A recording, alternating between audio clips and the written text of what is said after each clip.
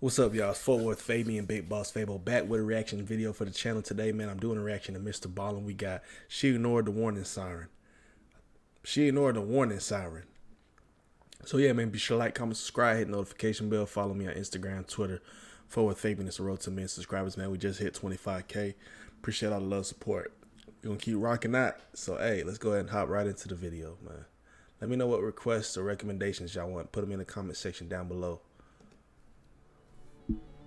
Of 7 friends spot, and as they're walking in 2017, a group of 7 friends were wandering through this forest in New Zealand trying to get to this secret swimming spot. And as they're walking along this dirt trail far away from the road and there's no one near them, they suddenly hear this high-pitched, shrill siren sound coming from somewhere off in the forest. And so the group stops, they're listening to the siren, and eventually, after about 30 seconds, the siren stops. And at that point, these 7 friends begin exchanging very curious looks about what they just heard, but ultimately, they shrug it off and just keep on walking. Little did they know, that siren was trying to tell them to turn around and go the other way. But before we get into that story, if you're a fan of the strange, dark, and mysterious delivered in story format, then you've come to the right place because that's all a puns.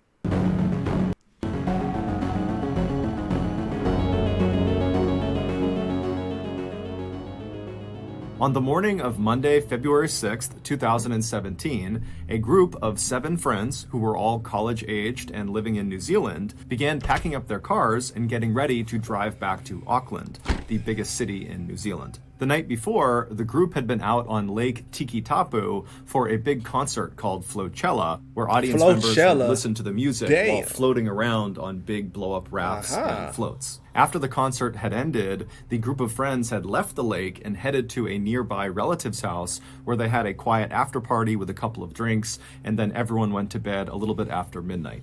This morning, the group had gotten up early because they wanted to get on the road as soon as possible to try to beat the holiday traffic that was sure to crop up that day on the way back to Auckland. February 6th is a big national holiday in New Zealand. It's called Waitangi Day, and it's to commemorate the initial signing of the Treaty of Waitangi, which is considered to be the founding document of the country. But right as the 7 friends had finished packing up their 3 cars and were getting ready to begin their 3-hour drive north to Auckland, one of the friends, a 21-year-old named Rachel De Jong, suggested they take a quick detour before they head back home. Rachel, along with another girl in this group of friends named Maddie, had several months earlier discovered this secret swimming spot that was located only about 15 minutes away from the secret swimming hole, bruh. There's always one in every story. The secret swimming spot, the secret swimming hole.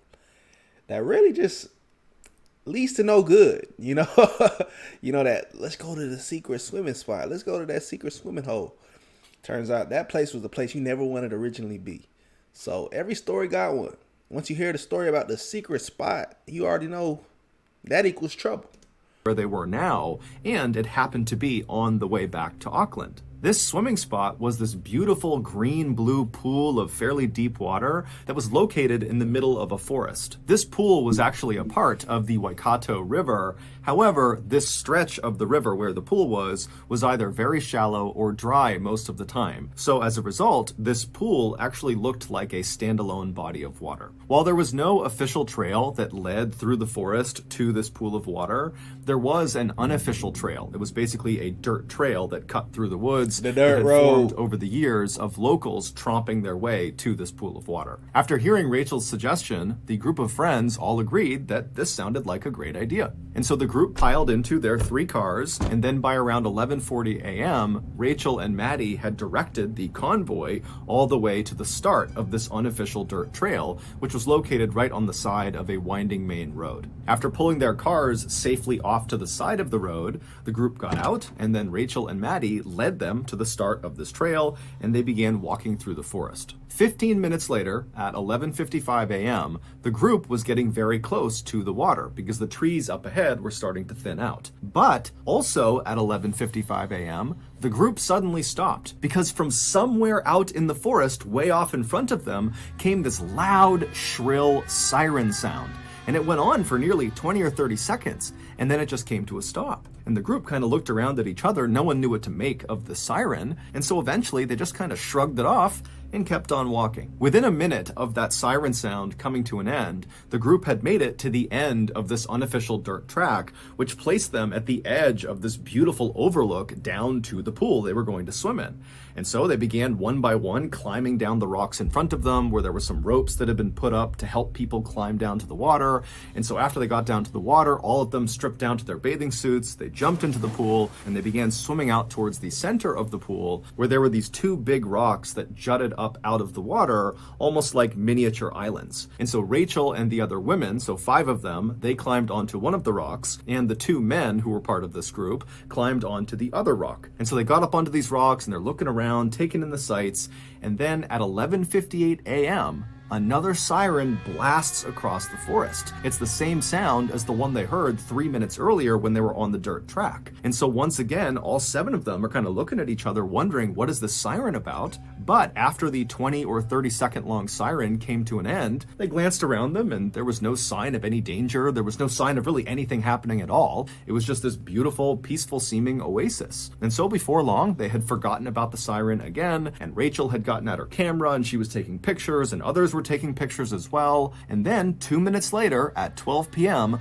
the siren... My thing is, if you're familiar with this, if you live in Auckland, right, or you familiar with this area, you got to have some type of understanding or like knowledge on why this siren is going off. If this is the first time you've heard it, come on, man. My thing is, I believe locals to the city should be aware of the siren and what it insinuates, right? What does the siren refer to? But y'all making it seem like this is some type of outlandish thing, don't occur. I mean, word gets around. People in the city, in the town should know that this sign symbolizes this. So this may be a warning or, trend with caution type. I don't know, man. How these kids just got no knowledge of what this sound could be. Sounded for a 3rd time. Now, at this point, the group has heard the siren 2 other times. And even though the sound of the siren was kind of jarring because it was so high-pitched and shrill and really cut into their ears, this time, because they've heard it 2 other times and nothing happened, they all pretty much immediately wrote it off. So the siren's sounding for the 3rd time, and the group is not really paying attention. But when the siren finally stops this 3rd time, something very different began to happen, and the group immediately noticed it. It's a volcano. It's a hot spring. Care. There's best description. The friends... When the 3rd siren came to a stop, the friends started to hear a new sound, and it was coming from the same direction the siren had been coming from, which in effect was upstream. Even though this river was basically dry, they could turn and look uphill, and they could clearly see where the river would go if it was full. And so the friends turn and look upstream, and they're listening to this really loud kind of smashing sound that's coming from that direction, and they're exchanging curious looks at each other, trying to figure out what that sound could be. And then all of a sudden, they see it.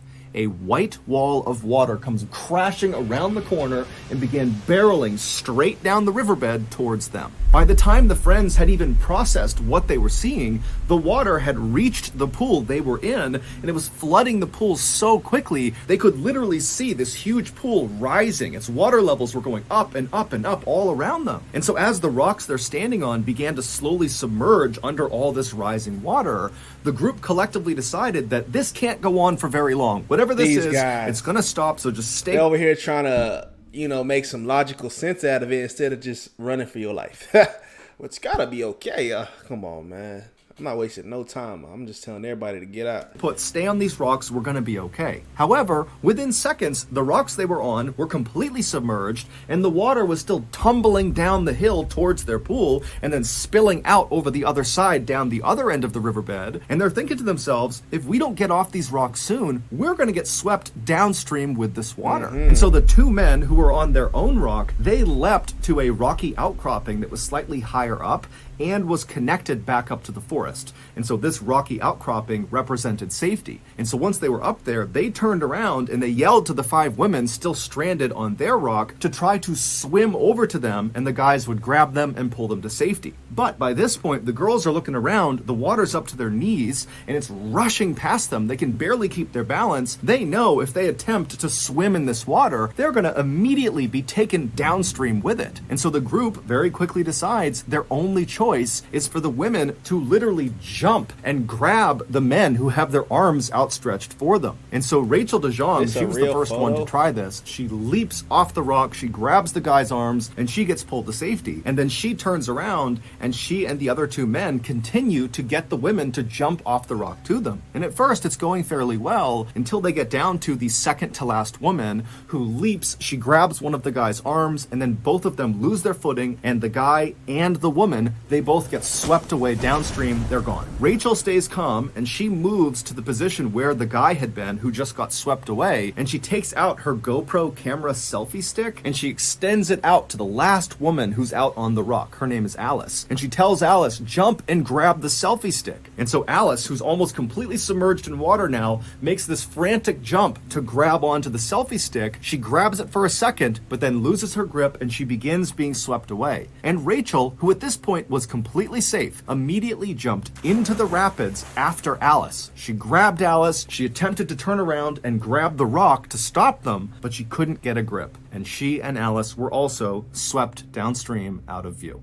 2 weeks before Rachel, Maddie, Alice, and the others had gone to this secret swimming spot, a warning sign, like a physical warning sign that warned people not to go near this river, don't go near this pool, was stolen. And that warning sign was normally placed at the very beginning of that unofficial dirt track that the 7 friends took to get to the pool. Meaning, when the 7 friends got out of their cars and began hiking into the forest to go to this pool, they would not have understood the danger of where they were going. Now, it is true that Rachel and Maddie had previously discovered this swim spot several months earlier. However, it seems like they had just learned that this swim spot existed and how to get to it. It did not seem like they had literally walked this trail and gotten to the pool, and so very likely they would not have known about the dangers this place posed. The pool of water they were swimming in was not actually dangerous itself. It was only dangerous because the pool was located in the middle of a spill zone. About 650 feet upstream of the pool they were swimming in